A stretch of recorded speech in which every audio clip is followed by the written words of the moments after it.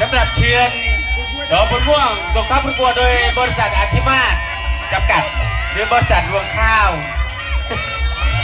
โอ้ยคู่นี้ก็ถือว่าเป็นคู่บรรลือโลกเลยครับเป็นผู้ขับบอร์ดอยู่ในวงการขึ้นสู่ทีทางด้านตะวันตกนั่นคือเชือนไอ้ถุงข้างหลังมันถุงอะไรเนี่ยเชือนเอาไว้ไปใส่อะไรเนาะท่านน้องใส่เงินเหรอใส่แล้วมันบอกไหว้ครูแล้วนะไปได้ราก็มืออยู่เด้อพ่อแก้วแม่แก้วตายก่อนกำลังจักไว้ไงเชือนเชือนที่เสียให้น้อยหน้าเขาเยอะมูนดับลงตีเข้าซ้าย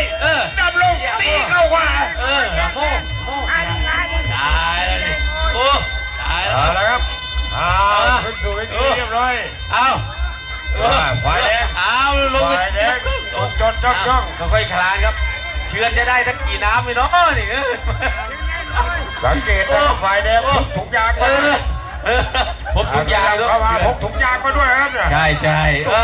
หยับมาหน่อยหยับมานิดอีกนิดนั่นแหละหยับมานิดนั่นแหละจะช่วยได้หรือไม่จะลูกขัดไปหน่อยลูกขัดจับนะ